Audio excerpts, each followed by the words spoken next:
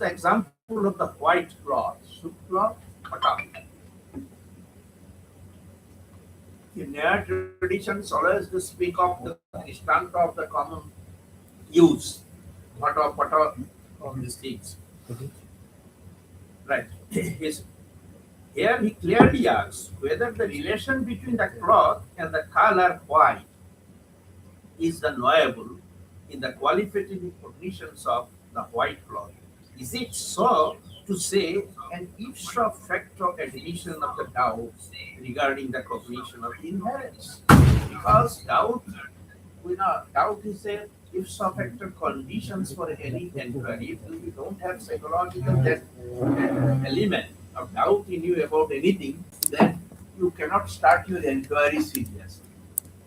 Logically, any such qualificatory cognition presupposes the cognition of the qualifier in a non-relational state, and afterwards it may act as a causal factor in qualificatory cognition, which involves that relation.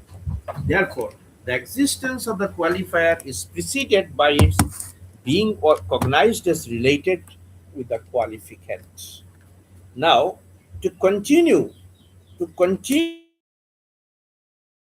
with the already cited instance of the white cloth, the white color is the qualifier, and the cloth with which the qualifier is having the relation is the qualificant. Now, the question arises how the relation between the two is cognized.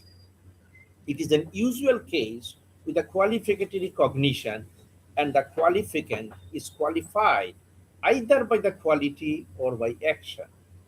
Now, if both the relation between quantifier and the qualificant are ontologically independent of this relation, then the relation is also to be recognized as ontologically independent. This is the argument he has given. The ground is that in an instance of qualificatory cognition, we cannot cognize them without having related.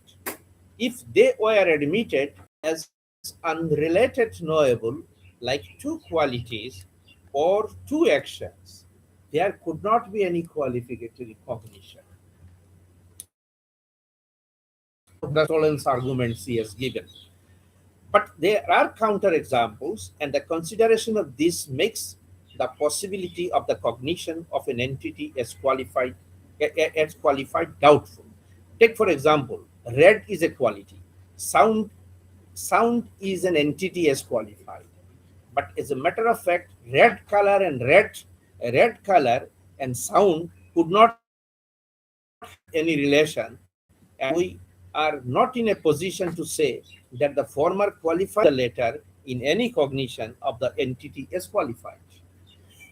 This, this shows that whenever there is a case of qualificatory cognition, it cannot be claimed to be ontologically independent. This is the argument, Purvapakshas.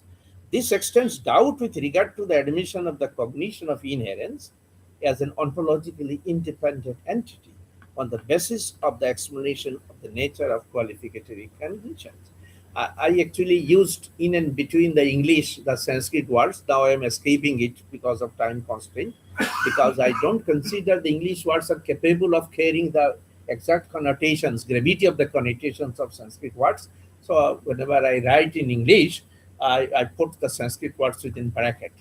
Uh, but according to Gangeśa, this doubt cannot persist for a long time. The consideration of another example would be helpful here. Let us consider the example of the blue pot, Shyamaghoto. It is a case of qualificatory cognition. The blue color is the qualifier and the pot is the qualificant. And this example of qualificatory cognition is analogous to the example of a person who has a stick in his hand, we call Dandi Purusha. Sanskrit expression is more simple, English is more complicated. Here the stick functions as a qualifier. It might be objected that although the qualifier and the qualificant are the objects of cognitions, the relation between the two cannot be accepted as an object of cognition. because there is no pramana. The causal proof in support of the inherence contentness of the solid. Gangeśa tries to formulate the possible objections against the contentness of inherence in a qualificatory cognition. We know that non-existence of any preventer is considered as a pramana for the causal proof, and on the same logical strength, the non-existence of any causal proof is to be taken as a preventer. Badaka bhavo. Now, if the non-existence of the preventer is taken as a causal ground for the validity of inherence, then there would be no hope for establishing it. Because the non-existence of a causal ground may stand as a preventer for inherence as the content. Now, a possible counter-argument against the ground for admitting contentness of inherence is introduced here. To overcome this, it may be argued that inherence is the content of cognition only in qualificative cognition, but the qualifier is a quality or an action or a universal or a particularity. But it might also be a sufficient warrant for admitting inherence as the content of the qualificatory cognition. Non-existence of any preventer, badaka bhavo, against knowing something is not a sufficient condition for yielding that thing being known as the independent content of that qualificatory cognition, nor is the non-existence of any proof. Similarly, it cannot be assured that the relation is the content of cognition.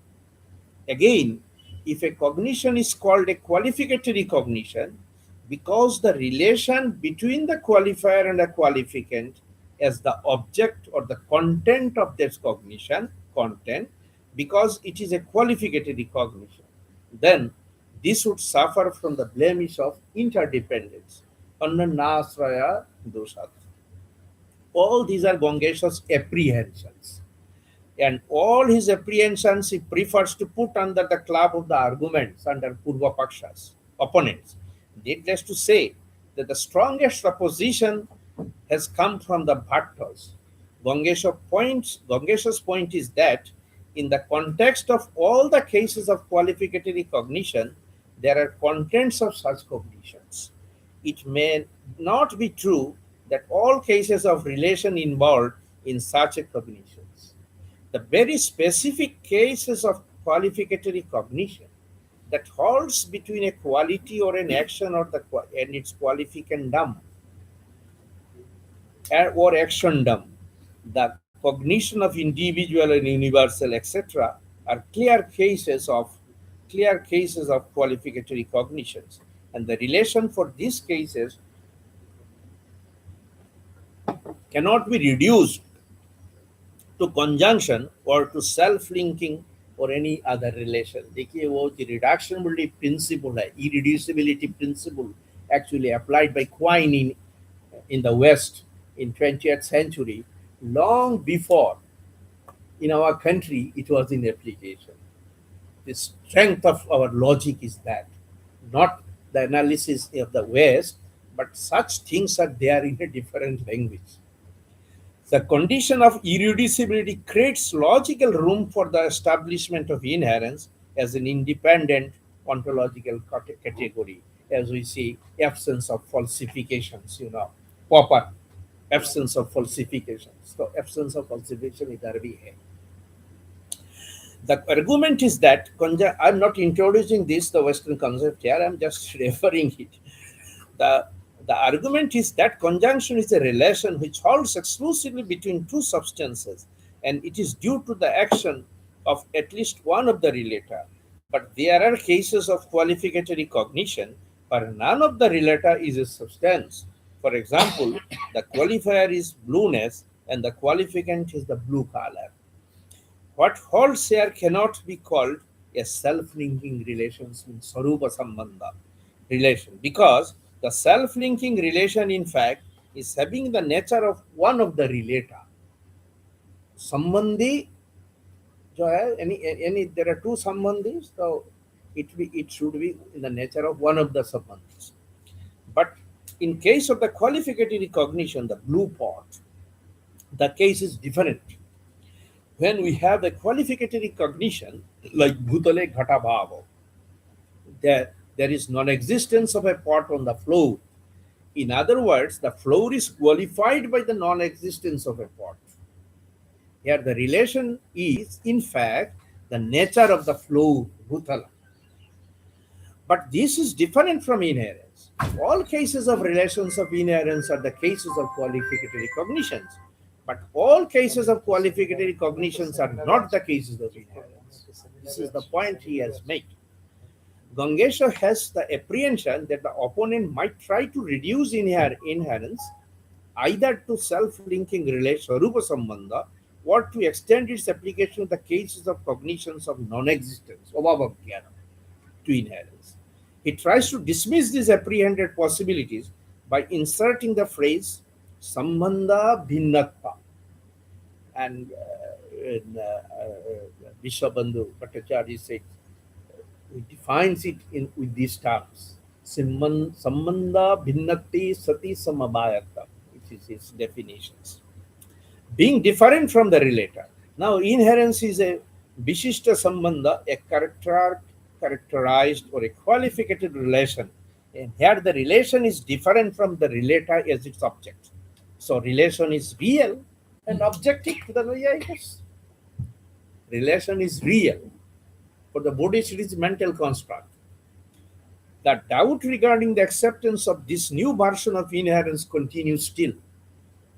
The hetu, the prover of this, is not extendable to the cognitions of non-existence and to the cognitions of the spatial qualities of the self, for example, desire, aversion, etc., because of the insertion of the condition different from its relator.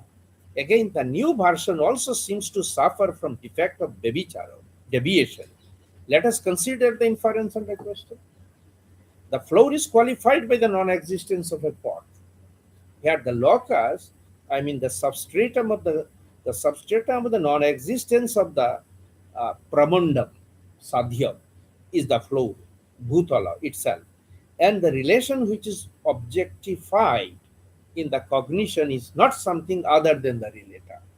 Since the cognition, like the floor, is qualified by the non-existence of the pot, etc., stands to be substratum of the non-existence of what is to be proved, sadhya, the pot in question, and simultaneously it is admitted as a case of qualificatory cognition. The inference in question, even in its new version, cannot be considered as non-defective. The qualificatory cognition in which something is cognized as qualified, either by a quality or action or a class universal, and they have the relation of the qualifier qualificant. That relation is different from its relator as its objects, and it is called qualificatory cognitions in the qualifier of the object less but positive. Here, the guna kriya jati vishista buddhi, the qualificatory cognition in which something is cognized as qualified, either by a quality or an action or universal, is the subject term having the relation, that is, which is over and above the relator of the qualifier and the qualificant is the prabandha. And what is to be proved, being a qualificatory cognition in which the qualifier is objectless but positive in the province. A very subtle but interesting element inserted in Gangeśa's statement is that it excludes all qualifiers as having objects from being a content of inherence. In other words, this qualificatory cognition, which has positive but objectless qualifier, is different from another variety of qualificatory cognition. Among the second variety, some such cognitions, there is instances having the form, this is known, or that is painful. These are the forms of expressions. In such example, the qualifier is a special example, and the qualifier is a special quality of the self, and the introducing the term objectless. Gangeśa tactfully excludes the second variety of cognition from the purview of the inherence for providing inference. The term positive is inserted here in order to dismiss the possibility of an overcoverage Vyapti in the cognitions of having non-existence of something like the floor is qualified by the non-existence of a pot, bhuthale ghota bhavo. In other words, it excludes the cases of qualificatory cognitions, but the qualifier is the non-existence of something. The whole business of Gangeśa Samavaya Vado, the theory of inherence, seems to introduce Samavaya Sadhaka Anumana. I translated it, it may not be very accurate. An inference that proves inherence as an independent ontological category, knowable.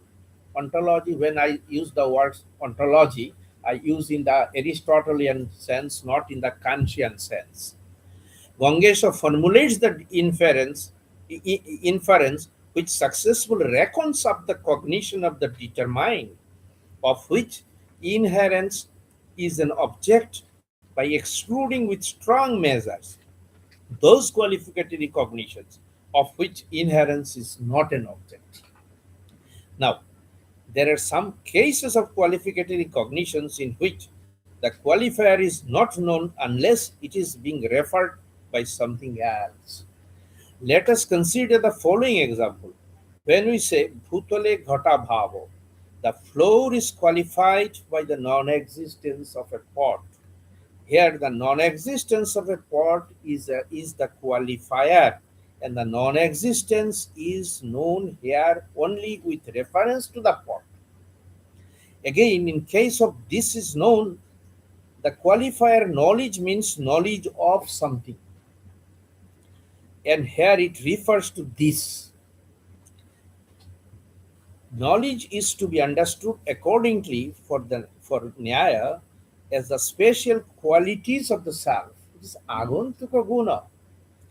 Now, although in cases of inherence we have qualificatory cognitions like the cases of the cognitions of non-existence and some other cognitions having always a reference to an object, the cases of inherence are exclusively specified with the insertion of the phrase objectless and positive. Gangeśa, with adherence to the principle of accuracy and precision, concludes that it is the relation of inherence which is solely responsible for some spatial qualificatory cognitions. Here, the qualifier is either a quality or an action or a class character.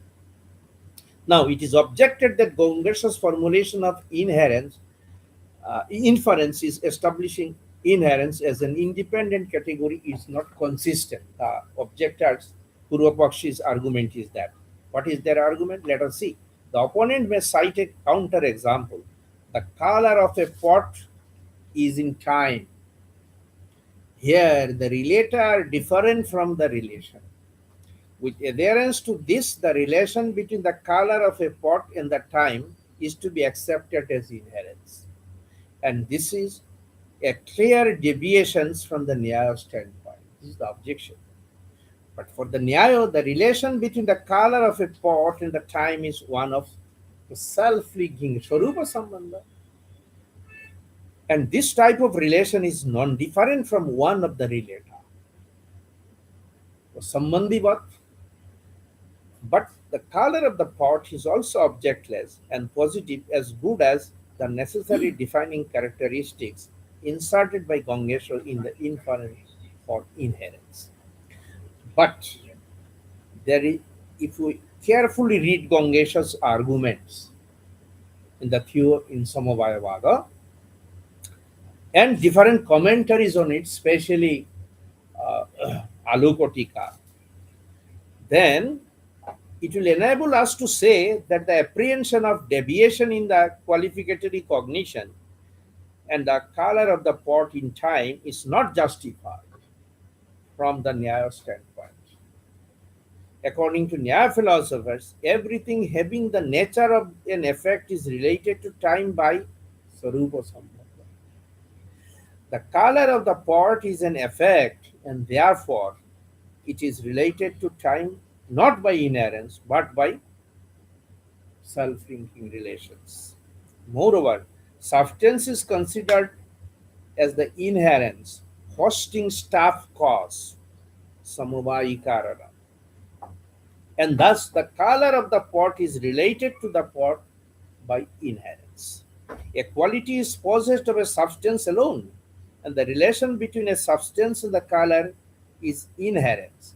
And here, the relator of the relation are distinguishable but inseparable. Distinguishable and inseparable, very important concepts in analytic philosophy. So I say it is distinguishable but inseparable. The relation between color of the pot and any substance not other than the pot can be called inherence. In other words, it does not affect the relation of inherence even if the substance is other than the pot. For example, the table is brown. Again, the color of a pot is not eternal.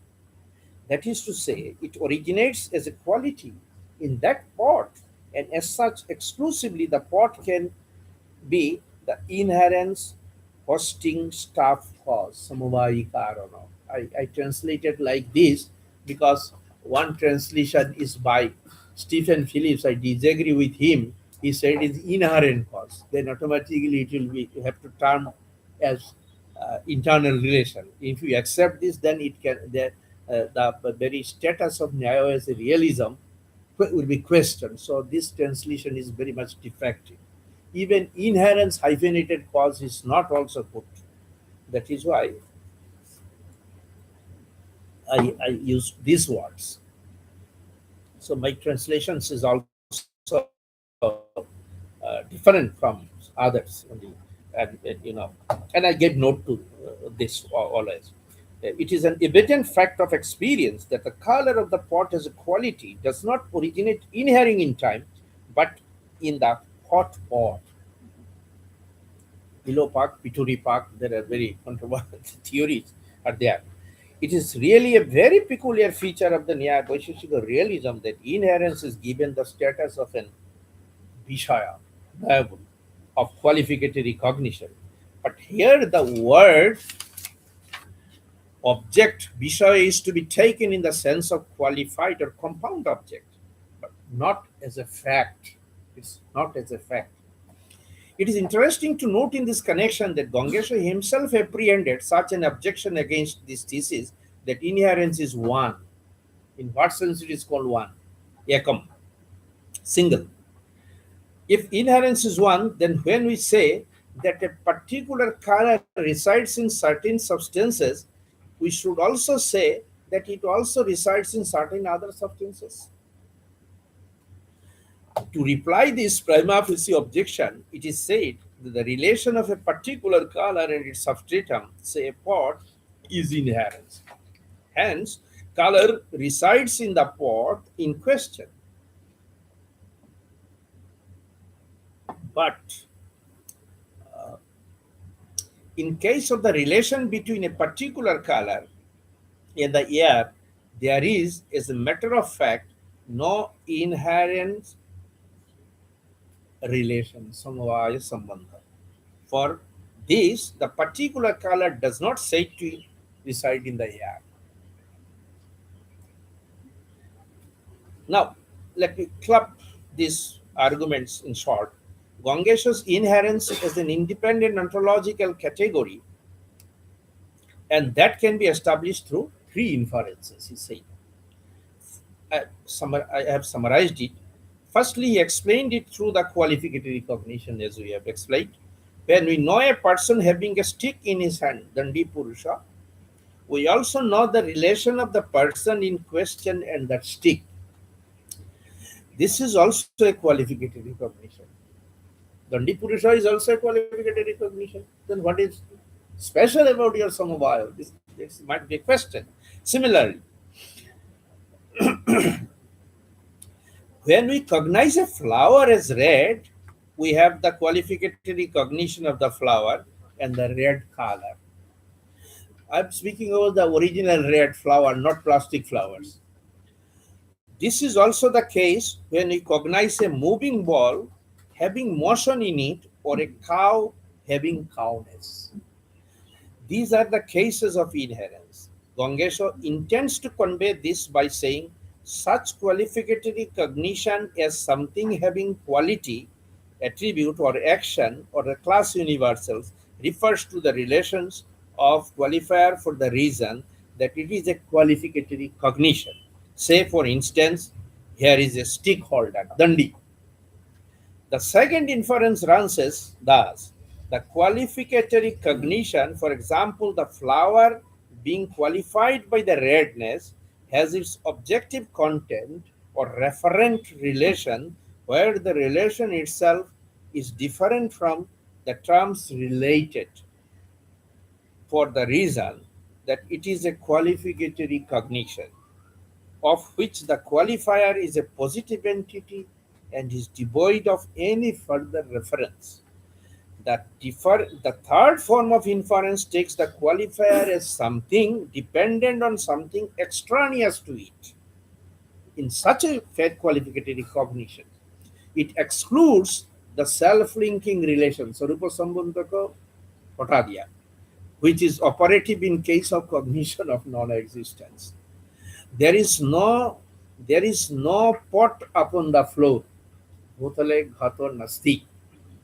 We have the sensory connection between our visual organ and the floor as being qualified by the non-existence of the pot. It is explained as the self-linking relation and not inherence. But when we say the pot is blue, it means the pot possesses blue color and the relation is inherence. Even in case of class universal, Gangeśa would say when the instantiated individual form, say a particular cow, is died, the class character universal, cowness, gotta, does not get destroyed. You would say it exists in time. A particular individual cow is only a Benja cow, a manifester of the class universal cowness, and it will reoccur in another individual cow. It does not happen in case of the destruction of the pot upon the floor, because nothing emerges out of the destruction and non-existent dhangshabhava of what is already destroyed. In the other words, for Gangeśa, the negation of P is not equivalent to the original assertion of P. Therefore, many people, since Nayayiko accepts bhava and abhava, dikatik sambandha, and there are some many criticisms, the double negation hota hai. Here I say, so there is no scope of double negation which is seen in Western logic and therefore not valid to Gangeśa. It's very interesting. Western logic is inadequate here to explain the concrete world. They are too much formal. Nyaya logic is more appropriate concerning modality. Modality works with two operators. One is possibility, another is necessity. If something is necessary, it must be possible first. And if something is possible, it may not be necessary. This is the force of his argument. One can develop out of this. Now, let me come to Vishwanatha, because Vishwanatha puts forward the spirit of Gangeśa in three inferences for establishing the inference in the following inference. How? The perceptible case of a person with a stick in hand gives rise cognition of the relation between the stick and the person. And this type of cognition is qualificatory cognitions, Vishishta Buddhi. He used the word Vishishta Buddhi, whereas Gangeśa used Vishishta Pratiti. Now, on the basis of such perceptual cognition, it may be inferred that where there is a case of qualificatory cognition, it is a case of the relation between a qualifier and the qualificantum. And the relation between a person and the stick in hand is a case of qualificatory, no doubt, qualificatory cognition. So, are the cases relation between a substance and quality, etc. All such cases of relations are known as qualificatory cognition. So, there must be a relation for which such pairs of relator which are not linked by conjunction or self-linking relation. And for this preventing reason, Sangyugadi Badat, this relation must be admitted as inherence. Now, once you admit it, you will have to admit that it is an ontological category. Here, the cognition is qualified by quality or an action is the subject term, poksha. The relationship between the qualificandum, vishesha, and the qualifier, visheshana, is the predicate term. And sadhya or prabundam is qualificatory cognition hood, vishishta buddhitva, is the middle term. Now, prabans for hetu and with a stick, stick, dandi purusha, for example, these are drishtanta of the inference. Now, it is to be noted here that this cognition, qualificatory cognition, etc., cannot be explained with the situation of any other relations, namely the conjunctive relation or the self-linking relation, neither by hung sangyuga nor by sarupa sambandha. Yes, no other relation could be a proper substitution of inherence. Since inherence could not be reduced to any of other ontological categories, padarthas, inherence, samavaya, is admitted as an ontologically independent category.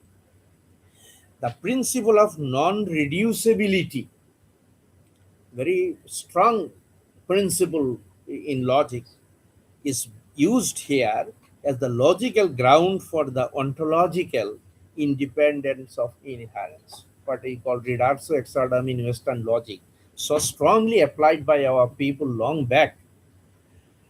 The qualificatory cognition's Vishishta Buddhi is only an analogy here.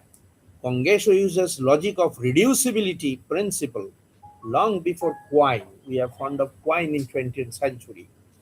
For the Nayayikas, now let me sum up. The inherence is known by perception, whereas the Vaisheshikas inherence is known through inference.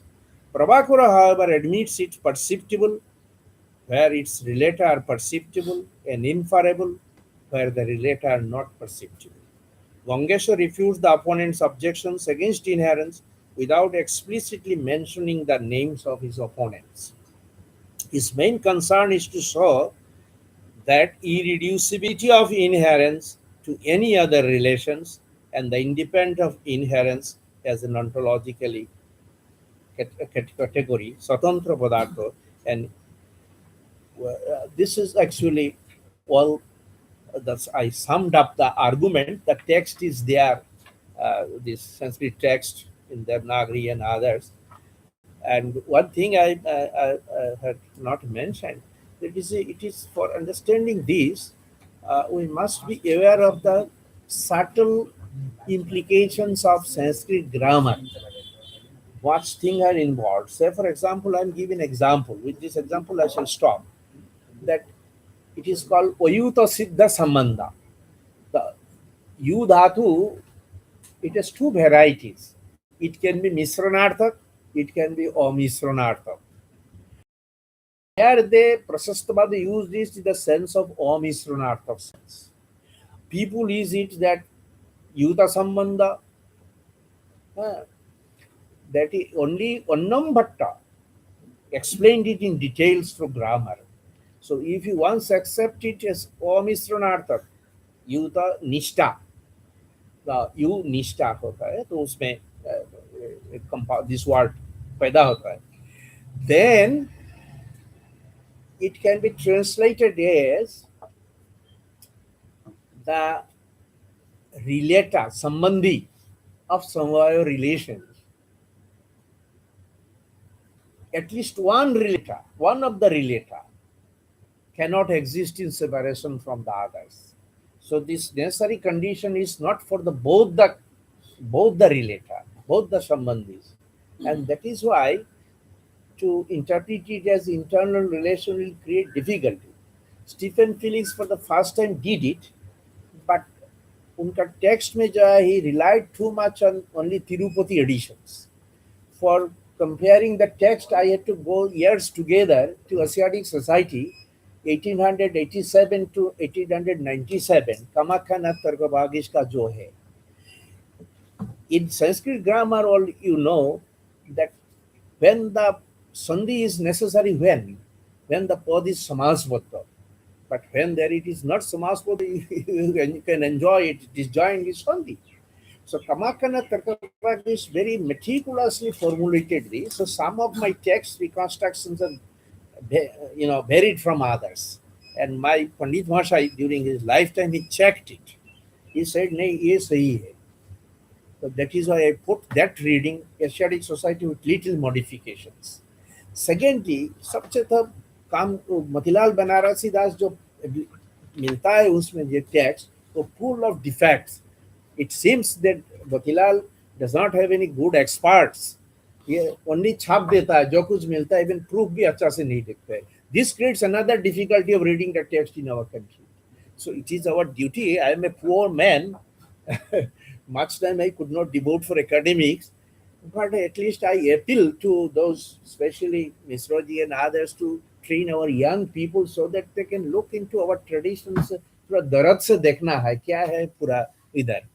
So if we can revive our traditions, there is something valuable. I am not saying that everything is good here, but something valuable.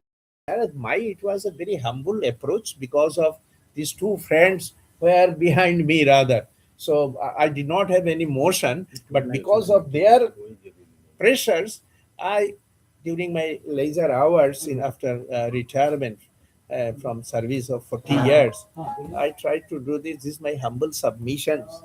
I should be very grateful if I get a reflective, reflection from you for my own education. I promise that if I commit mistake, then I should get the chance to correct it. So this is my humble submissions today.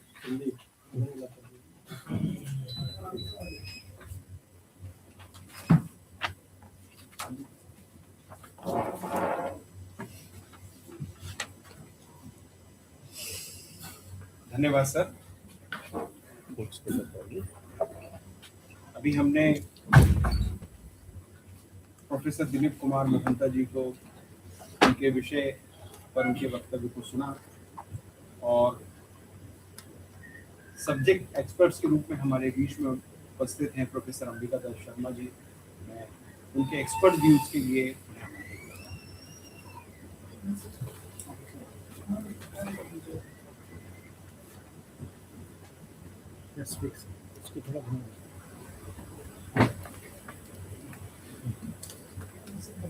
Okay, it's okay. काम कर रहे हैं. Working. Hello, Working. Silent you are. मित्रों, सबसे पहले तो हम भारतीय दार्शनिक अनुसंधान परिषद के माननीय सदस्य सचिव प्रोफेसर सच्चिदानंद मिश्र जी को इस बात के लिए धन्यवाद देना चाहेंगे कि भारतीय दार्शनिक अनुसंधान परिषद के द्वारा लंबे समय से सीनियर फेलोशिप, नेशनल फेलोशिप लोगों को प्रदान किए जाते हैं, लेकिन उसका रिजल्ट क्या होता था, उसका आउटकम क्या होता था, इस इतिहास में आप झांकेंगे तो आपको थोड़ी निराशा हो.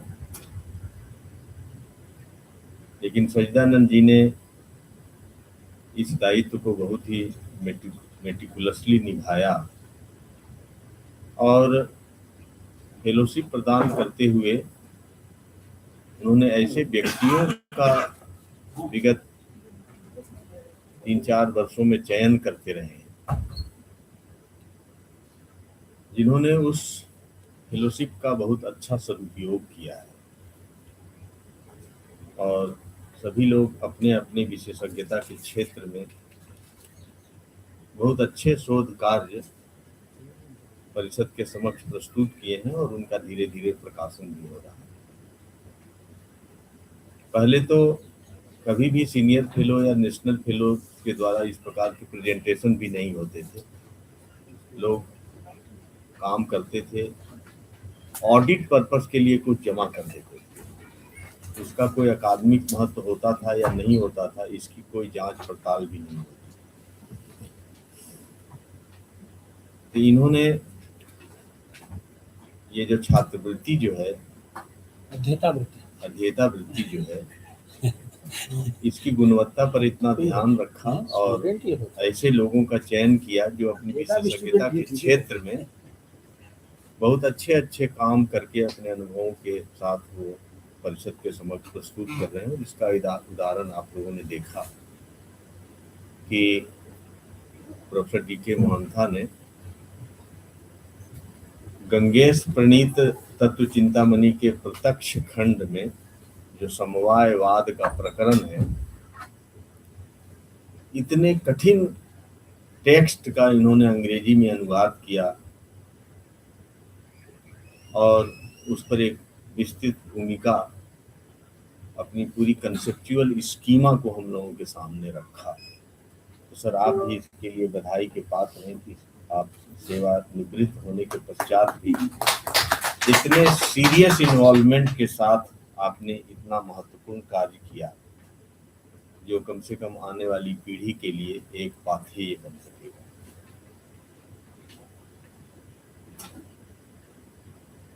मैं आपके इस कार्य में, मेरे पास आपने इसकी सॉफ्ट कॉपी भेजी थी, मैंने देखा था। मैं अपनी समझ की और अनुभव की सीमा में कहूँ तो मुझे इसमें किसी प्रकार की कोई अप सिद्धांत नहीं दिखाई पड़े, कोई थ्योरेटिकल एरर मुझे नहीं दिखाई पड़ा। अनुवाद करने में भी आपने तत्व चिंतामणि के कई पाठों का अनुकरण करते हुए जो सबसे शुद्ध पाठ है उसका ही अनुकरण करके आपने उसका अनुवाद किया है। अनुवाद करने की आपने जो शैली बनाई है उसमें पाठक की सुविधा के लिए आपने संस्कृत की पदावलियों का भरपूर उपयोग किया है। ये भी एक बहुत अच्छी शैली आपने अपनाई है। सुझाव के तौर पर मेरे मन में जो बात आती है कि इस तत्व चिंतामणि के इस टेक्स्ट पोर्शन को अंग्रेजी में ट्रांसलेट करने के पश्चात इसको एक स्वतंत्र पुस्तक का रूप देने के लिए मेरी समझ में आपने जो अभी इसका इंट्रोडक्शन लिखा है वो आपने इसी टेक्स्ट में कन्फाइंड होके इस इंट्रोडक्शन को लिखा है। राइट। लेकिन अगर आप इस पुस्तक के इस पुस्तक को अगर आप पाठक की दृष्टि से और महत्वपूर्ण बनाना चाहते हैं तो मुझे लगता है कि आपको इसका इंट्रोडक्शन मतलब समवायवाद के टेक्स्ट तक सीमित रख के नहीं करना चाहिए।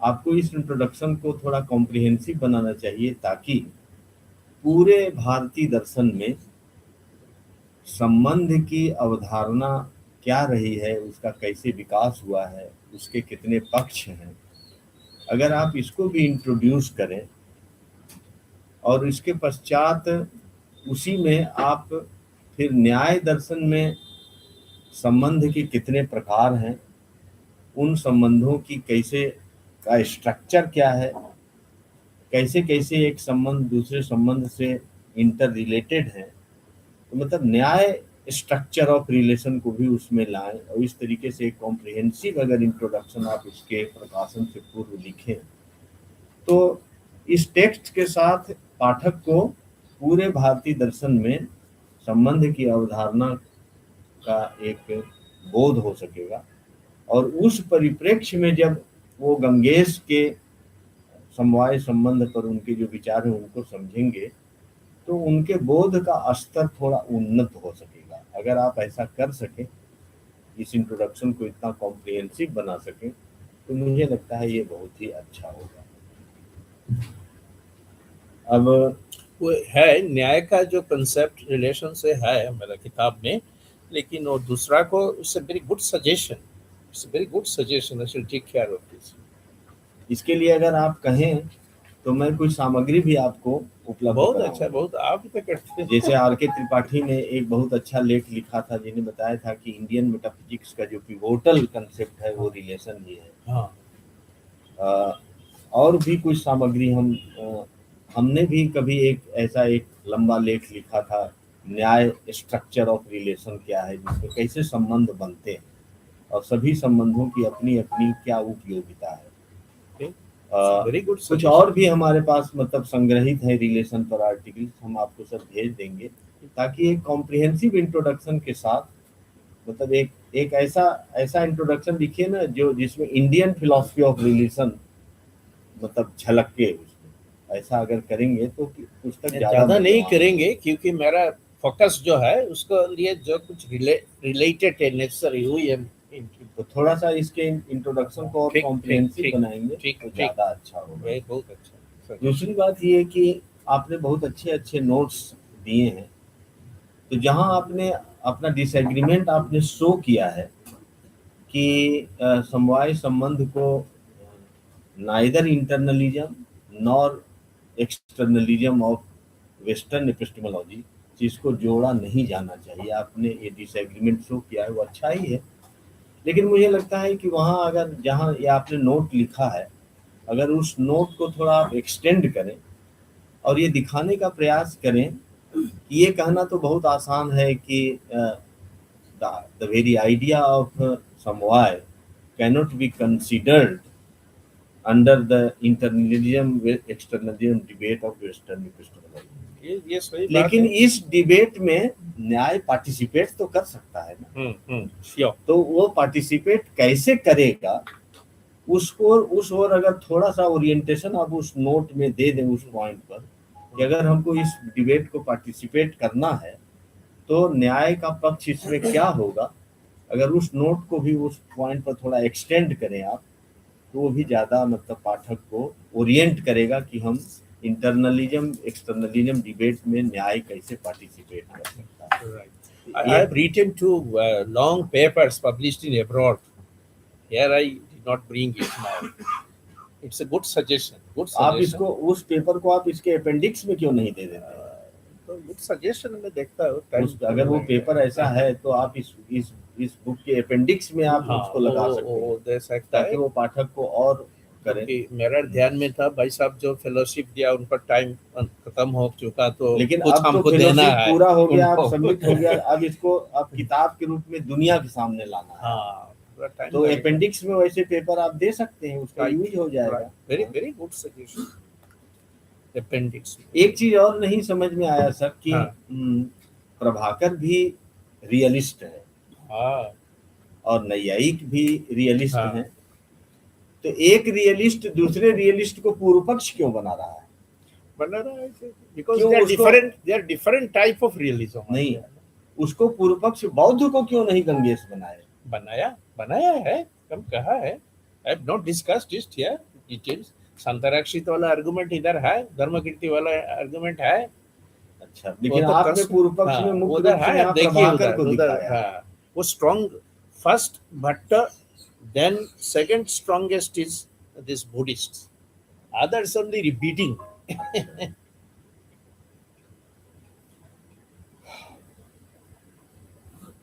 बहुत बुद्धिस्ट फिलोसोफर इधर अभी पकड़ोगे। कहीं कहीं टेक्स्ट में सर समवाय कारण और उपादान कारण ये दोनों शब्दों का प्रयोग परंपरा में किया है कुछ लोगों ने, और दोनों को पर्यायवाची मान लिया। टेक्स्ट में भी, न्याय में भी कहीं कहीं मतलब उपादान कारण शब्द का प्रयोग हुआ समवाय के। क्या आपको मतलब इसको क्या इनएडवर्टेंट मिस्टेक माना जाए इसको, या इसमें इसकी कंसेप्चुअल एक्यूरेसी में इससे कुछ फर्क पड़ता है कि उपादान कारण वाद अलग है और समवायी कारणवाद अलग है। ये कोई परंपरा में इसके प्रति कोई एक कंसेप्चुअल एक्यूरेसी मेंटेन करने के लिए क्या इस पर कुछ आप कहना चाहेंगे कि दोनों एक ही हैं या पर्यायवाची सिनोनिमस यूज हो सकता है? अच्छा, ठीक है। और एक बात मुझे ये समझ में नहीं आती कि एक इनका है स्व समवायी समवेत रूप जो वृत्ति नियामक संबंध होता है।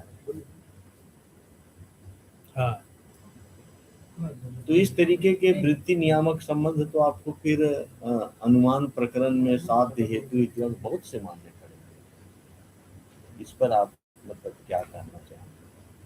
और समवाय संबंध को न्याय परंपरा में नित्य माना गया है। तो जो नित्य होगा उसका प्रध्वंसा भाव नहीं होगा। लेकिन अगर आप अपने बचाव में द्रव्य के आरंभिक क्षण में आप उसको निर्गुण मानते हैं तो वहां तो समवाय का ध्वंसा भाव दिखाना पड़ेगा आपको। इस समस्या पर क्या करें?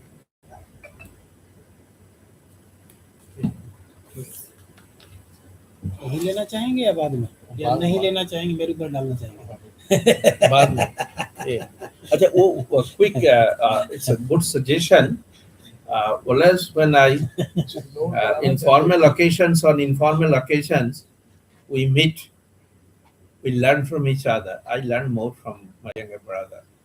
तो ये है उपादान कारण और समवायी कारण का बारे में वो गंगेश का कंसर्न जो है समवायी कारण ही कहेंगे। उपादान कारण बनने से वो डिफिकल्टी रहता है, वो मटेरियल कॉस्ट जो होता है ना, उपादान से उधर slowly it will run towards idealism. ये मुश्किल होता है उपादान से इधर, इसीलिए भाई दे यूज समवायी कारण। अंतर तो है उसमें। We discussed yesterday also these things, so I think it's known to each and everybody. Second आपका क्या था क्वेरी? वो सृष्टि का टाइम पर। अभी हम लोग स्थिति का टाइम पर है, बात कर रहे हैं स्थिति का, ध्वंस का बात नहीं कर रहा है। वो आदर्शकने द्रव्यम निर्गुणम तिष्ठति, that is why very meticulously the Prashastapada used it. I should not take much time. Shankar Mishra, Upaskara Shankar Mishra, क्यों? There are specific senses why it is eternal, and there it is uncaused. जब उत्पत्ति होता है इनका कॉज होता है, समवाद का कॉज नहीं होता है, which is uncaused is called eternal. This is the explanation. There are, you know, DN नहीं, a critic of Indian realism हुआ है कि धर्मेंद्र शास्त्री, हाँ, yes, he discussed this very thoroughly. So मैं ये रेफर किया उधर, ये प्रॉब्लम हम ले आया इधर, डिस्कस किया, क्योंकि प्रेजेंटेशन में नहीं लिया है कि हमें तो है। तीसरा तो कुछ नहीं क्या इस पर सर थोड़ा और स्पष्टीकरण जरूरी है। हाँ, कि संयोग संबंध जब नष्ट होता है, हाँ, नहीं नष्ट होता रे, कैसे नष्ट कैसे होगा? नहीं नित्य है तो कैसे नष्ट होगा? संयोग आप लोग इधर संयोग के लिए कह रहा हूं। आप किसी तो और को उत्पत्ति होता है, संस्कृत में उत्पत्ति आप होता सुन है। लीजिए, आप किसी और को बोलने देंगे या हाँ नहीं? आप भी बोलिएगा। हाँ, ठीक है, तो ठीक है। संयोग संबंध जब समाप्त होता है तो उसका स्थान अभाव संबंध ले लेता है। घट मतलब इस पर रखा कोई चीज हटा ये दिया देखिए, गया तो देयर इज नो संयोग, ये संयोग हो गया, ये हटा लिया तो विभाग हो अभाव गया। संबंध हो समभाव ऐसा नहीं है। नहीं अभाव संबंध वहां फिर मतलब स्थान ग्रहण कर। हाँ, क्या समवाय संबंध तो समाप्त कभी नहीं होगा, नित्य है तो उसके स्थान पर अभाव कभी मतलब ग्रहण नहीं करेगा। if it is uncaused, how can it एक मिनट destroy? तो जो आंतरिक संबंध होते हैं उनका भी कभी अभाव नहीं होता है, और समवाय संबंध का भी कभी अभाव नहीं होता है। अब ध्यान से सुनिए इस आर्गुमेंट को। जो इंटरनल रिलेशन है उनका भी कभी अभाव नहीं होता, और समवाय संबंध का भी कभी अभाव नहीं होता। तो आप कैसे कह सकते हैं इस आर्गुमेंट के आधार पर कि समवाय संबंध इंटरनल संबंध नहीं है? दोनों में कंडीशन सेम है। नहीं, वो जो इंटरनल रिलेशन वेस्टर्न स्पेशली नहीं फिलोसफी में है, नहीं वेस्टर्न मत इधर कहिए, है, वेस्टर्न मत कहिए, अभी लौटेंगे इस पर, किसी भी अभी हमने तरीके लोगों से का भी कहिए। ठीक है, तो इस पर थोड़ा विचार कीजिए। Very important point. Next Very good points you raised. Look into it. भाई साहब को थोड़ा हमारे बीच में दूसरे सब्जेक्ट के एक्सपर्ट्स के रूप में उपस्थित हैं प्रोफेसर हरिशंकर प्रसाद जी। उधर उधर उधर वो है उधर, वो है ना उधर, उसको यहाँ पे लेने दो, अभी उनका है। नहीं, आवाज बोल जो जरूर से कर सकते ना हैं। वहाँ से करिए ना, वो है नहीं चल रहा। अच्छा ओके ओके चलिए। सर कर लीजिए। ये सर लीजिए। Sir take this. कौन करेगा? आप देखिए, एक चीज है, मैं मतलब आप समझ लीजिए कि मैं बहक रहा हूँ, इधर जा रहा हूँ, उधर जा रहा हूँ, फिर उधर जा रहा हूँ, फिर उधर जा रहा हूँ, पत्थर बाज रहे हैं, ये कर रहे हैं। आप एक शब्द को प्रयोग कीजिए जो बड़ी पीड़ा होती है, कॉन्सेप्ट। कॉन्सेप्ट का क्या मतलब? कॉन्सेप्ट का मतलब कुछ नहीं, केवल हवा में है। कॉन्सेप्ट है और एक वर्ड पैदा होता है, एक सेंटेंस बढ़ता है और अंत में जाकर राइफिकेशन हो जाता है। ये राइफिकेशन कहां से पैदा हुआ? जिसमें न्याय पैदा हो गया। और इसी में जो है, देखिए आपका जो विद्या है बहुत जबरदस्त है और मैं अज्ञानी हूं। अब इसमें देखिए, इसमें गंगेश की जो बात है, अब इसमें न्याय भी आ गए, भट्ट भी आ गए, वेदांति भी आ गए, जैनिज्म भी आ गए, बुद्धिज्म भी आ गए। अब इसके बाद जो आपका नीचे, ये क्वेश्चन ये है, बुद्ध ने क्यों कहा? बुद्ध ने कहा, एक समझिए, यथाभूत यार दर्शन। आप ये कहिए, हमें दिखाइए कि पेन है, हम इसको हटा दें, आप दिखाइए पेन, या इसलिए यथाभूत, यानी जो यथाभूत का मतलब सिंपल सा यही हुआ है कि ये यहाँ पैदा हो गया है। यथाभूत यार दर्शन, ये बुद्ध का किया गया है। और दूसरी चीज ये है कि हमारे जैसा व्यक्ति, इसमें वेदांत क्यों आया है? इसमें जैसा कि हमने कहा कि ये यथा किया राधा कृष्णन और इसके कृष्ण, ये आपने बहुत बढ़िया किया है, इसमें हमको दूसरी नहीं थी। आगे चलकर अगर ये देखें, गंगेश का जो ये आप देखते हैं, डिस्कोर्स ऑन इनहेरेंस। अब इसमें अगर ये देखा जाए तो कहाँ जाएंगे और कहाँ रहेंगे? एक फोकस जो है, हमारा फोकस है, जैसे मेरा व्यक्ति जैसा है, मैं एक फोकस पर चलता हूँ। मैं वो चीज मैं निकालना चाहता हूँ कि उसमें सबसे बड़ी चीज ये चीज आई, हुआ ये चीज हुआ है। ज्यादा नहीं करेंगे, 2-4 मिनट दे दीजिए। आपने ऐसा चीज आपने जो देख लीजिए, हमने अपना फॉर्मूला बनाया बहुत पहले कि धम्म सेंट्रिक सेकुलरेशन।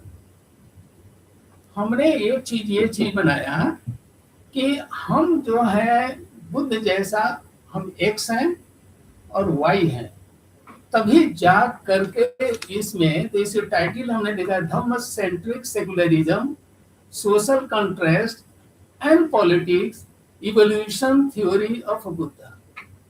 ये कैसे पैदा करेंगे कि यदि अगर ये चीज ये नहीं रहा, आज तो प्रकृति अगर नहीं होती तो न तो आप मोहनता पैदा हुआ होते हैं, न तो ये पैदा होते होते, न ये पैदा होते, न कहीं और पैदा होते। सर तो प्रकृति ही नहीं है। नहीं, आप एक चीज सुनिए, प्रकृति वही तो कर रहे हैं ना। आप सुन लीजिए, आप विद्वान लोग थोड़ी।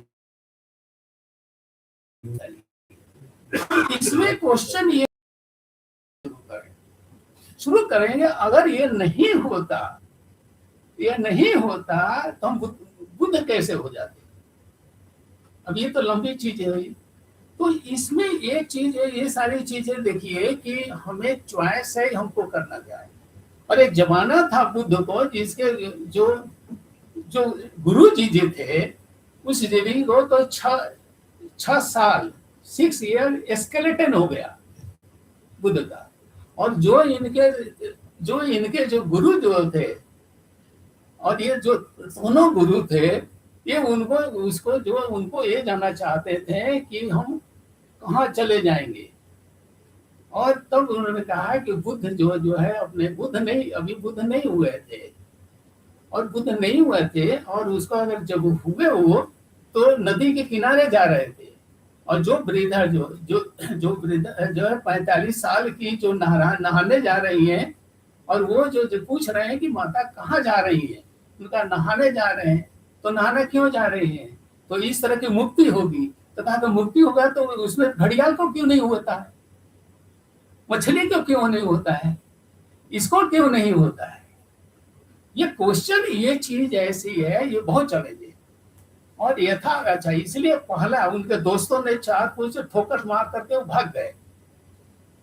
और ये जो बाकी जो शिष्य थे, ये सारे इनके जो गुरु हुआ करते थे कि नहीं, तुमको 50 साल तक मोक्ष मिलता रहेगा, कहाँ से शुरू करें? वो क्वेश्चन ये है कि जो चीज आपने जो रखा है उसमें जान तो है, वो जान है। और वो जान ये है कि अगर हमको कोई सिखाता है तो हम 10 बार तो और भी कर सकते हैं। ये क्वेश्चन है कि न्याय जो है, और न्याय और उसके साथ और भी जो है, तो देखिए कैसे होता है। तो ये आप ग्रामर देखेंगे, इतने सारी चीजें इसमें जो थ्योरी आप देखेंगे और जितने चीजें देखेंगे, तो हम कहाँ जाएंगे, वो कहाँ जाएंगे और कैसे जाएंगे, कोई ऐसा नहीं। इसलिए ज्यादा चीज बताने की बात है राइफिकेशन। अभी राइफिकेशन कैसे पैदा होगा? ये क्या है? तो टेबुल है। टेबुल ये नहीं है, ये टेबुल नहीं है, ये एटम्स है, हरिशंकर नहीं है। ये जो है, आप देखिए ब्रेन का, माइंड का जो सेल्स है, वो सेल्स का इंट्रोडक्शन हो रहा है। और इंट्रोडक्शन होने के कारण जो है एक माइंड पैदा होता है। माइंड जो है वो जो है, आप देख लीजिए क्या होता है कि चित्त वृत्ति निरोध। एटम का संस्कृत में क्या कहते हैं आप कुछ भी कर दीजिए, मैटम के जो उसके में इंटरेक्शन जो होता है, परमाणु। परमाणु इज नॉट एटम। हाँ, तो नहीं, एटम शब्द प्रयोग किया है साइंटिस्टों ने, सारी चीजें। मान लीजिए इसको छोड़ दीजिए। इसमें अब ये दूसरी चीज है, कंट्रास्ट कितने होते हैं। वो जितने कंट्रास्ट है और जितने डिक्शनरी है। तो आपने जो चीज को किया है, फोकस किया है और लगा दिया है, जिसमें हम दूसरे जगह हम नहीं जा सकते, हम यही रह सकते हैं। लेकिन कंट्रास्ट जो है, इतना कंट्रास्ट है, कंट्रास्ट का सॉल्यूशन होता है और फेवरेबल है या नहीं है, ये सारी चीजें। तो यही का बात सुनिए, फिर आपको यत मिल जाएगा। क्योंकि वो जो यूनिवर्सल रहता है ना, यूनिवर्सल डिस्ट्रॉय नहीं होता है। मेरा गुरुजी मुझे कहा है कि who is older, cow or the bachur? Then I said cow is older. He said no, the bachur. I am proving you the bachur is older. तो यही के पास आइए, तब सब आपको ओल्ड हो गया ना, तो यत आपको आ जाएगा। ठीक है। अच्छा, मैं जाते आपसे हमने वहां बैठे तो बात किए थे कि मेटाफर ऑफ फायर, आप लोग को शायद नहीं सुना था, हम लोग मित्र थे, तो मेटाफर ऑफ फायर जो है, वो फायर 2 तरीके के है। वो मेटाफर ऑफ फायर जो है, अगर मेटाफर और फायर आग लगी है, आप में आग लगी है, श्रोता को आग लगी है, तो इसका क्या अर्थ होगा? ये आग लगा दिया, कैसे तो नहीं किया। तो मेटाफर ऑफ जो फायर होता है, जो आप में उत्तेजना है, जो आप में, श्रोता में कितना हो जाए, इसलिए मैं यहाँ रोक रहा हूँ। अब अगला आ रहे हैं 5 मिनट दे सकते हैं। 5 मिनट में ये था, ये किताब लिखी हमने, और हमारी जो थी ये 56 साल लग गया, 56 ईयर्स लग गया। मुझे एक कॉपी दे दीजिए तो मैं पढ़ लेंगे। ठीक है। अच्छा होता। मेरा तो सब कुछ बिगड़ जाएगा। देखिए, सर को कमेंट कर लेने दीजिए, फिर आप नहीं हम तो इसको रोक दिए ना। समाप्त कर देते हैं, क्योंकि हाँ, ये तो ये अलग बात है ना। ये और जब घुस ये जो जाएगा आप तो बता रहे हैं, ये ये तो ठीक है, फिर बाद में चर्चा करेंगे। तो लास्ट वाला हम ये कहना चाहते हैं कि एक थिंकर जो है ये चाहना चाहता है, एक चाहता है। आप जैसे हमने एक सेंटेंस बोलेंगे, 2 सेंटेंस। एक बार अमेरिकन एसोसिएशन ने कहा कि आपको ऐसे करिए, हमने कहा कि जो है किचन मॉडल है, ये किचन मॉडल है, इतनी ग्रोसरी है, इतनी गैस है, इतना इतनी चीजें है, खाने वाला बनाने वाला तो पता चलिए कि किस तरह से करते हैं। इसलिए ये कुकिंग है, और कुकिंग करके हमने अपने तरीके से वो सारी चीज को एक स्ट्रक्चर किया। हम सेटिस्फाइड हैं, सारे आर्गुमेंट्स हैं, सारे क्रिटिकल सारी चीजें हैं, ये सारी चीजें हैं। तो इसलिए हमने अपने को स्ट्रक्चर किया, और स्ट्रक्चर कर करके आपने जो दूसरा किया, दूसरा मॉडल पैदा कर दिया। गंगा यहाँ है, सूर्य ये वो नदी वहाँ है, वो नदी वहाँ है, वहाँ नदी वादे वाली। मैं यहाँ रोक रहा हूँ, आप शुरू बाद में ये भी धन्यवाद sir. Now I invite Professor Acharya ji for his expertise. First of all, हाँ I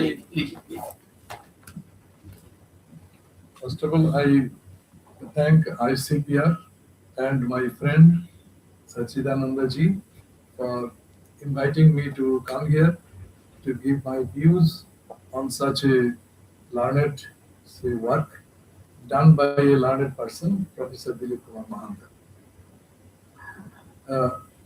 Actually, I observed this work from a holistic attitude, so that we can find out some specific areas where we can disagree and where we can agree.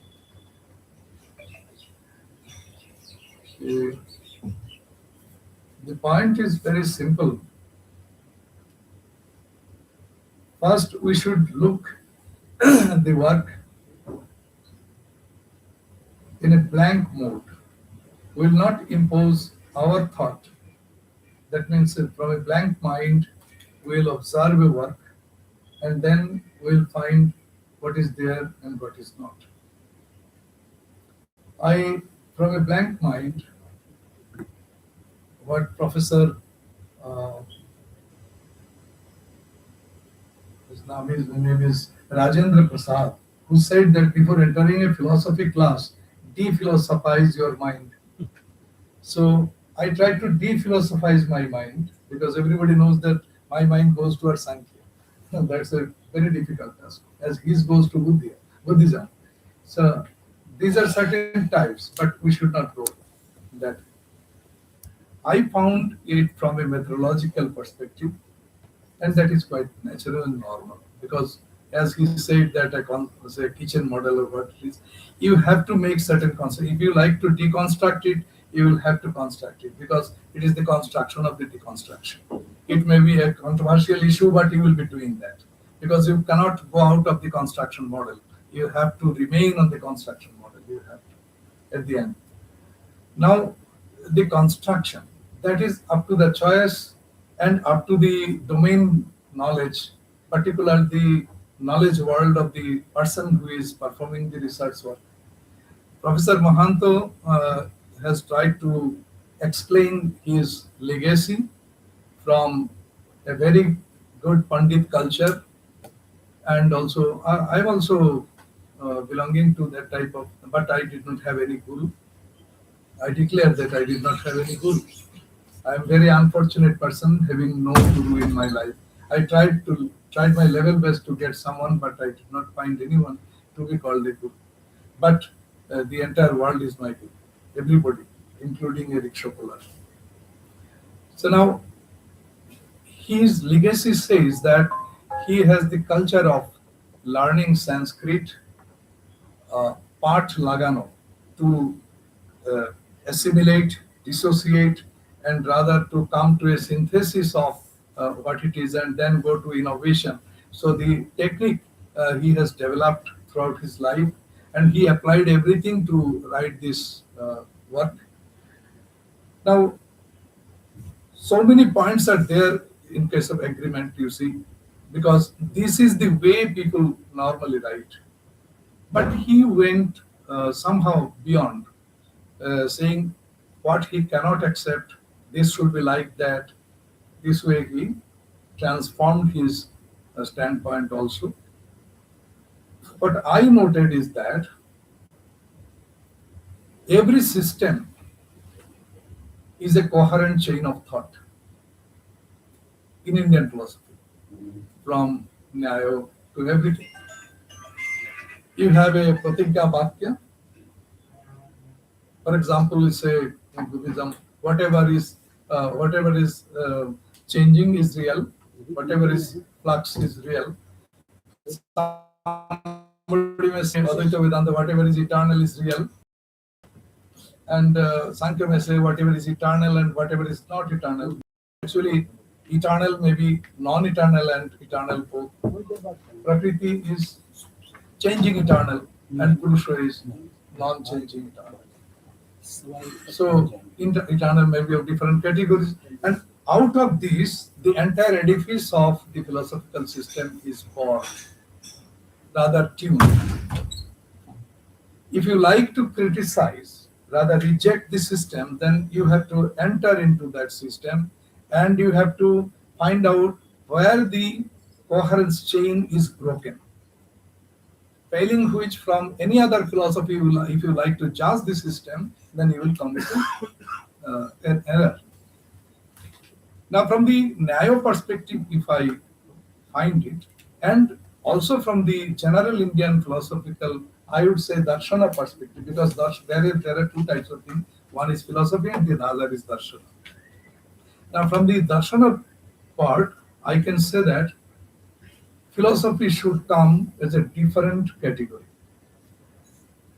Whenever I shall try to discuss anything of Western philosophy, I shall discuss it in a separate chapter.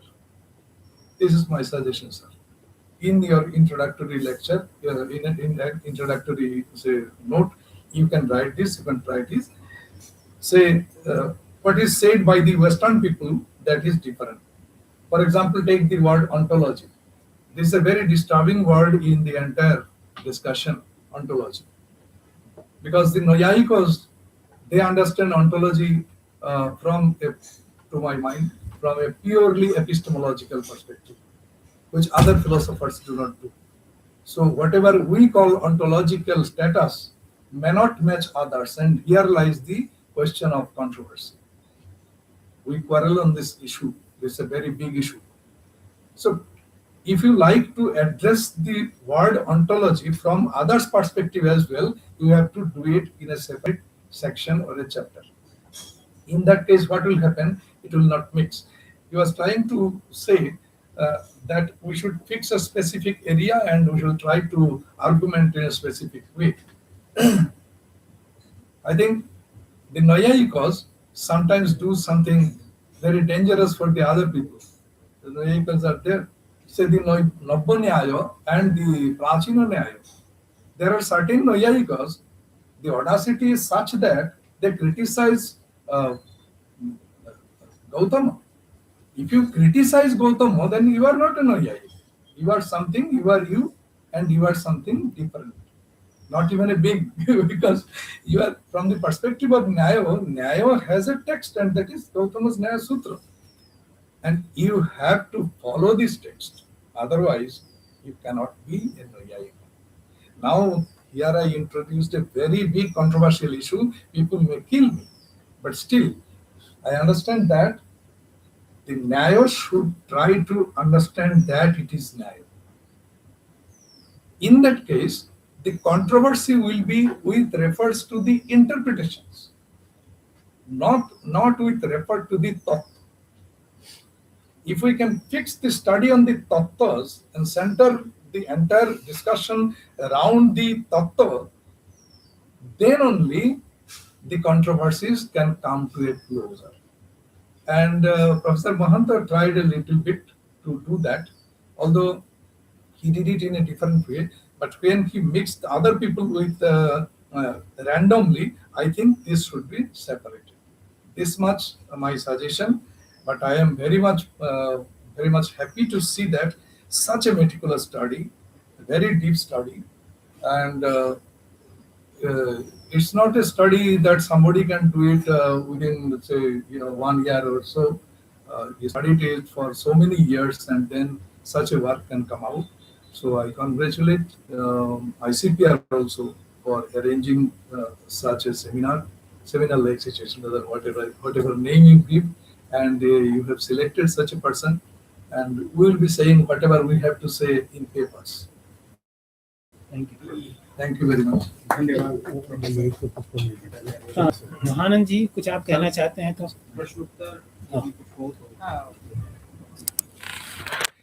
प्रश्न उत्तर कुछ suggestions जो भी आप बताना चाहें। Suggestions तो कुछ नहीं है, क्योंकि सीनियर पर्सन को सजेशन देना थोड़ा साहस का काम है। ऐसा होता ही नहीं। हाँ, कोई सीनियर नहीं। सर ने एक शब्द बोला, विशिष्ट प्रतीति। जिन्होंने विशिष्ट प्रतीति वो गंगेश का एक वाक्य है, शब्द है। और विशिष्ट बुद्धि परवर्ती आचार्यों ने, विभिन्न प्रकरण ग्रंथकारों ने उस पर विशिष्ट बुद्धि शब्द का प्रयोग किया है। बुद्धि और प्रतीति जहाँ तक हमारी समझ है, दोनों लगभग पर्यायवाची हैं, क्योंकि तत्व शब्द और पदार्थ शब्द, कितने पदार्थ हैं, कितने तत्व हैं, ये जिज्ञासा प्रायः होते हैं। तो वैशेषिक सूत्रकार सर्णाम पदार्थानाम साधर्म वैधर्म्याभ्याम तत्व ज्ञानान निःश्रेयसाले, वो जो तत्व ज्ञान है वह तात्विक ज्ञान को परिभाषित करता है। पर गौतम लिखते हैं, प्रमाण प्रमेय और हेत्वाभास छलजात निग्रस्थानानाम तत्व ज्ञानान, ये पदार्थ हैं यही तत्व हैं, और इनके तात्विक ज्ञान से निःश्रेयस की प्राप्ति होती है। तो तत्व प्रतीति और बुद्धि दोनों समकक्ष शब्द हैं। परवर्ती आचार्यों ने उसको बुद्धि के स्वरूप में लिया है और गंगेश ने उसको प्रतीति के रूप में लिया है। जहां तक मैं समझता हूं कि आपके इस प्रोजेक्ट वर्क में समवाय के एकत्व या समवाय के नानात्व की चर्चा अवश्य होगी, और उसके कई एक पक्ष हैं। समवाय को यदि एक माने तो समस्या क्या है, समवाय को अनेक माने तो क्या समस्या है, इसको आप जरूर इसमें रखे होंगे, ऐसा हमारा विश्वास है। दूसरी बात, जो ये कहा गया कि गुणे गुणानंगीकारः, इसके पीछे लॉजिक क्या है? लॉजिक जो न्याय दर्शन बतलाता है, कारण जो समवायी कारण होता है वह द्रव्य होता है, द्रव्य होता है, और कार्य पश्चात भावी होता है। कारण को पहले होना पड़ेगा। जब कारण और कार्य को एक कालावच्छेदिन माने, सामानाधिकरणी माने, तो कौन कार्य है कौन कारण है यह निर्णय करना डिफिकल्ट हो जाएगा। इसलिए कारण को हमेशा कार्य के पूर्ववर्ती होने की अनिवार्यता है। इसलिए द्रव्य जब कभी उत्पन्न होगा तो वह निर्गुण ही उत्पन्न होता है, बाद में उसमें कोई गुण हो, कोई, ये सब उत्पन्न होते हैं। दूसरा, समवाय को, जैसे सर ने कहा, समवाय या संयोग, समवाय के नहीं होने का कोई प्रश्न नहीं है, क्योंकि समवाय नित्य है। संयोग के संबंध में आपका प्रश्न था कि संयोग नहीं है तो उसका अभाव है, तो अभाव का भी कोई संबंध होना चाहिए। न्यायिकों ने उसको स्वरूप संबंध के रूप में स्वीकार किया। परवर्ती आचार्यों ने उसको वैशिष्ट्य नामक अभाव का भी कोई एक संबंध हो, वह एक वैशिष्ट्य नामक संबंध की कल्पना की गई। उस पर प्रश्न है कि वैशिष्ट्य नित्य है या अनित्य। नित्य मानने पर घट के थोड़ा संक्षेप करिए। विशेष अब समय भी हो रहा है, तो मैं अध्यक्ष जी को ही आग्रह करूंगा कि इस पर थोड़ा सा विवेचन करेंगे। धन्यवाद। संक्षेप में एक आध लोग प्रश्न करना चाहें तो कर सकते हैं, बहुत ही संक्षेप में।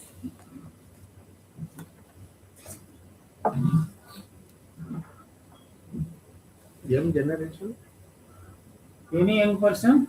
I am fond of us getting question from the younger people, क्योंकि जबरदस्ती नहीं है, बहुत लेकिन अगर grateful है करना to चाहते हैं younger तो अच्छा people, है। क्या कि सबका सिग्नेचर करवा लीजिए। I allowed my students to ask any question, and some of the question ordinary student asked in my lab, I could not answer. I took 1 or 2 years, and only analyzing that question, I wrote a paper published in Europe. So question करना जरूरी है जिज्ञासु दृष्टि से, तो student लोग करे तो हम समझ गए कि हमारा फ्यूचर ब्राइट है। Young people where they ask question. कुछ जिज्ञासा नहीं है आपको? एक क्वेश्चन सर। हाँ, यस योर। मेरा फील्ड तो सोशियोलॉजी है, डिपार्टमेंट ऑफ ठीक सोशियोलॉजी से हूँ। ठीक। मेरा एक क्वेश्चन था कि समवाय दर्शन व्यक्ति और जाति में क्या विभेद करता है? तो दोनों का जो रिलेशन होता है वही समवाय होता है। These are two different things, and between them there is a relation somewhere. Okay, so I think there is nobody. हाँ ठीक है, मैं ऐसे ही कर देता हूँ। कोई क्वेश्चन मेरा नहीं है, जी, केवल जी, ये जी, है जी। कि समवाय संयोग के बाद भी शर्मा जी ने किया कि समवाय को लोग आंतरिक संबंध क्यों नहीं मानते। ये प्रश्न रामानुज ने भी उठाया था, जो कहा चित अचित और ईश्वर की अप्रत्यक्ष सिद्ध एकता ही ब्रह्म है। चित अचित और ईश्वर की अप्रत्यक्ष सिद्ध एकता ही ब्रह्म है। लेकिन ये कहा कि इसको हम समवाय समझ ले मानते, समवाय बाह्य है। तो इस पर मुझे थोड़ा सा, क्योंकि मैंने न्याय का अध्ययन एमए लेवल का ही किया है, स्टूडेंट को पढ़ाने के लिए कोई रिसर्च नहीं किया इस पर, इसलिए अथेंटिकली नहीं कहते, लेकिन मुझे मेरे मन में क्यूरियोसिटी थी शुरू से ही कि संयोग को तो बाह्य संबंध मान लेते हैं, लेकिन समवाय को आंतरिक तो मानना चाहिए ना। क्या न्यायिक या वैशेषिक इसको आंतरिक नहीं मानते? आंतरिक तो मानते और नहीं मानते हैं, क्यों नहीं मानते? और एक क्वेश्चन आप सर से था, वो क्वेश्चन तो नहीं है लेकिन एक डाउट है। आपने कहा कि मछली, इनसे बाद में पूछेंगे सर। एक मिनट बस, इसको हम जिसका पूछ नहीं रहे हैं, मछली और क्रोकोडाइल इनको मोक्ष क्यों नहीं मिलता है? ये कैसे आप जानते हैं उनको मोक्ष नहीं मिला? ये क्वेश्चन है, कैसे, हाउ विल वेरीफाई कि उनको मोक्ष नहीं मिलता है? एक चीज इसमें जो मेटाफिजिक्स और ऑन्टोलॉजी, ये दोनों अलग अलग चीजें हैं। That's it. आप जानते क्या नहीं? अब एक आदमी इसको बाद में तो बाद में लंच पर हम तो लोग मैंने चर्चा क्वेश्चन करेंगे। उठा दिया, इसको विचार इस पर करेंगे। लंच पर चर्चा करेंगे। Okay, let me conclude on this topic. First of all, I would like to thank Professor B.K. Mahant for giving this this very beautiful lecture, very beautiful talk, which was based on Gadadhara's theory of Samavaya. Gangeśa's theory. Oh, sorry, Gangeśa's theory of Samavaya. And I am also thankful to Professor Ambika Sharma for raising very beautiful questions, very beautiful issues. I am also thankful to Professor Rajat Bhattacharya, Professor H.S. Prasad, and Professor Mahan Jha and other scholars. Let me give some ideas. Professor Ambika Sharma raised one question, whether there is any distinction between Upadana Karana or Samvaya Karana. Let us examine what does it mean Upadana. Upadiyate yat tad upadana. Upadiyate yat tad upadana. What we take, that is upadana. For example, if we are willing to create a cloth, what do we take? We take the threads. So threads are upadana. If we are willing to create a pot, what do we take? We take the clay. So clay is upadana. Nyayikas would say, no, clay is not upadana. Kapal is upadana. Because when you are willing to create a pot, you take those pots, those parts first. And when you are, because this was the method of creating a pot earlier, the two parts were created first, thereafter they were joined.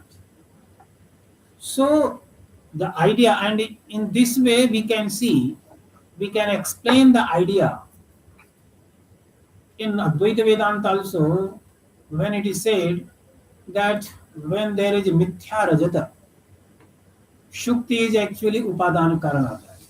Why? Because when you are willing to take rajata, you take that shukti at that time. Therefore, it is considered upadana karana. However, there is a twist. When we talk about Samavaya Karana, as per the Naiyayikas understanding, Samavaya Karana, there is no distinction, there is no difference in Samavaya Karana. Or to say, there is no modification in Samavaya Karana. Upadana Karana goes through different types of modifications. Therefore, in later time, when later development was made, a very beautiful distinction was made in Shuddhadvaita philosophy between Samavaya Karana and Upadana Karana. They use the term Samavaya Karana. They do not use the term Upadana Karana. And there is a very beautiful, and Professor Ambika Datta Sharma is very well acquainted with, and he is given the credit of discovering this distinction between Samavaya Karana and Upadana Karana by Swami Goswami Syam Manohar, who is an authority on Shuddhadvaita philosophy. So, take the point there. For the Naiyayikas, Samavaya is very important. Without acceptance of Samavaya, the Nyaya philosophy will collapse. Because for this reason only, the Buddhist philosophers attack on Nyaya philosophy, saying Sambandho nasti tattata. Even they do not accept Samavaya as a kind of relation, and even they do not accept any type of relation. So, in reality, there is no relation at all. And the argument is very clear, very simple. When we perceive only the relators. For example, the model argument which is taken when we take Dandi Purusha. So we can very clearly perceive the danda, the stick, and the person. But where is the Sanyoga? Where is the conjunction? You cannot point out Sanyoga, point out conjunction, without pointing out to the man, to the person, and to the stick. So when it is asked where is Sanyoga, you are pointing out to something different, because the relations cannot be pointed out. You cannot. So there is a problem. And one being an Nayayika, I go with this idea, but I am also very much confused at some issues. For example, I am also searching the answer to these questions. Professor D.K. Mahanta has raised this issue that for the Nayayikas, Samavaya is perceptible, isn't it?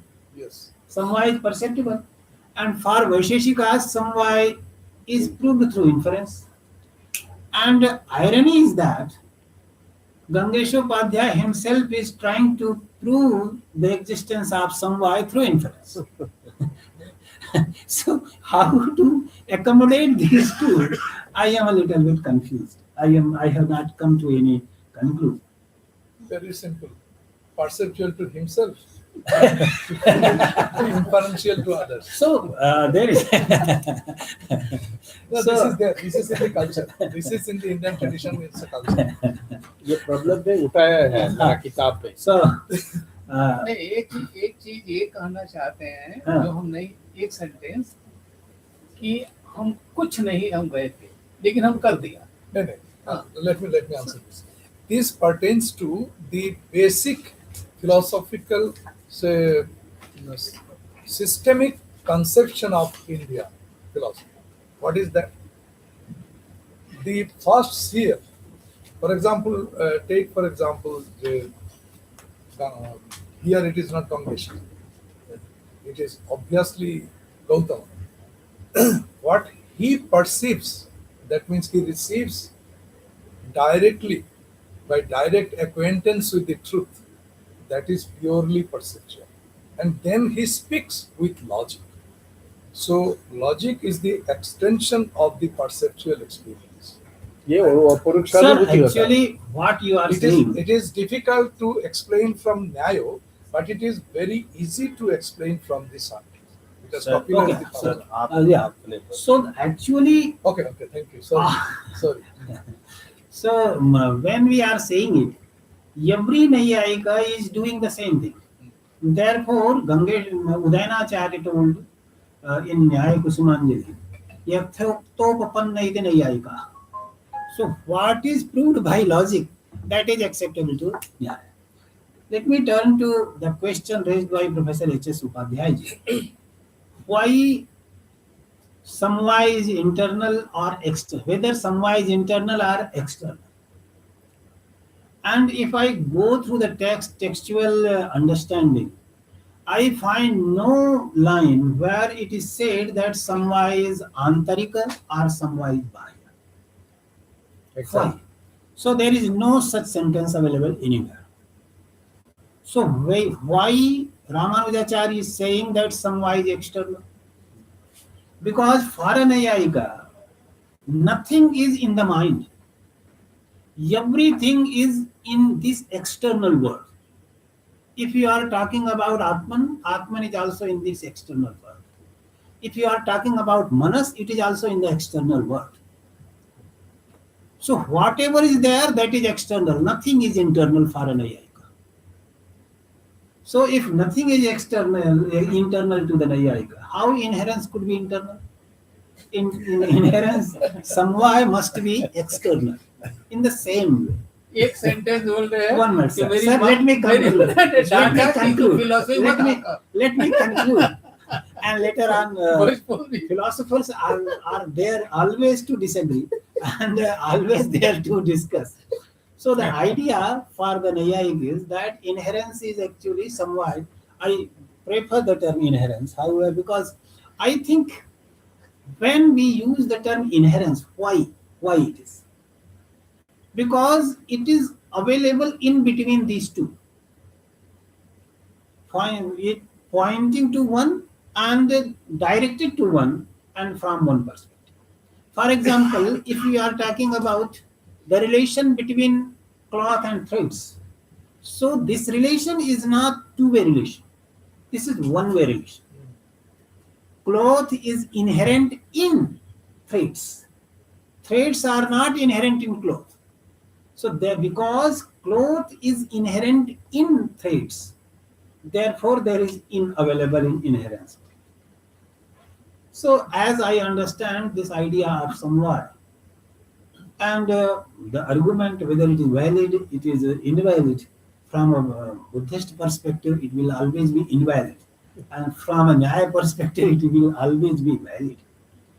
So it is a good explanation, and from different perspective, if we are seeing from a realist perspective, whether there is an argument to prove the existence of inherence, there must be, because the as Professor Rajat Bhattacharya told, this statement is very beautiful.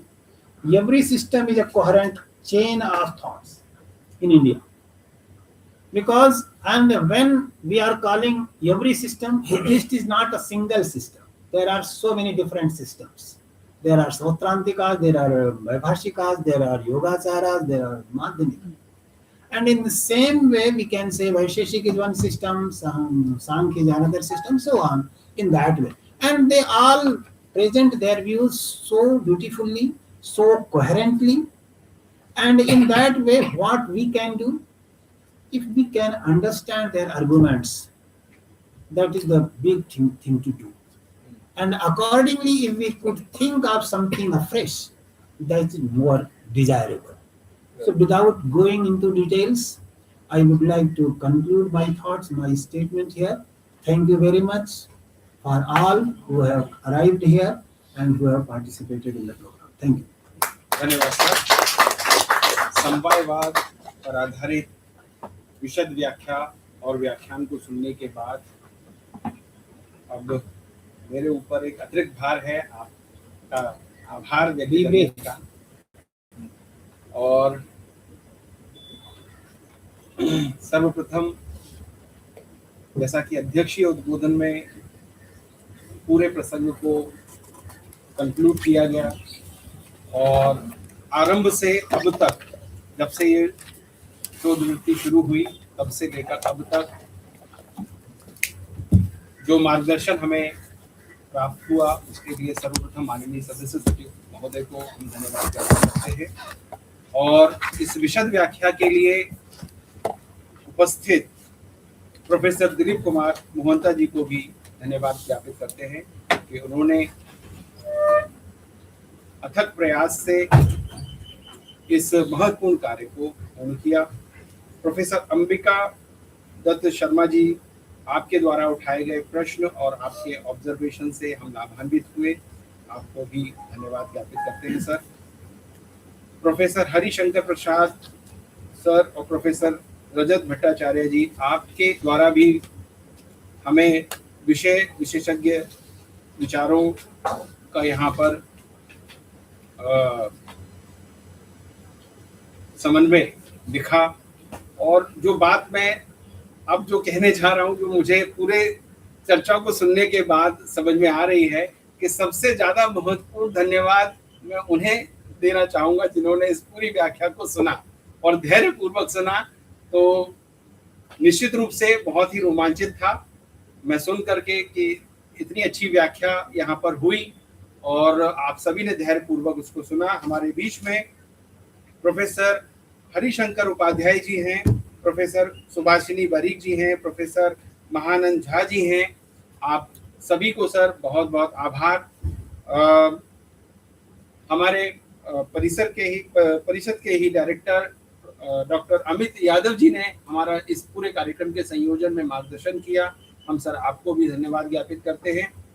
मेरे साथी सहयोगी doctor विश्वास जी यहाँ भोजन प्रतीक्षा उपस्थित हैं, मैं उनको भी धन्यवाद ज्ञापित करता हूँ और भोजन के पूर्व हम सभी राष्ट्र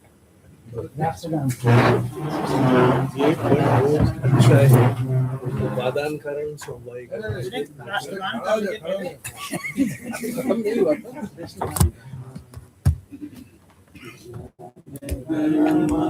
अधिनायक जय हे भारत भाग्य विधाता, पंजाब सिंध गुजरात मराठा द्राविड़ उत्कल बंगा, विंध्य हिमाचल यमुना गंगा उच्चल जलधि तरंगा, शुभ नामे जागे तव शुभ आशीष मांगे, गाहे तव जय गाथा, जन गण मंगल दायक जय हे भारत भाग्य विधाता, जय हे जय हे जय हे जय जय जय जय हे।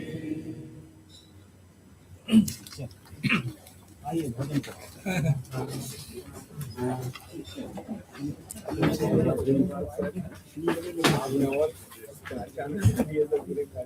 देवांजलि जी आपका सर हमारा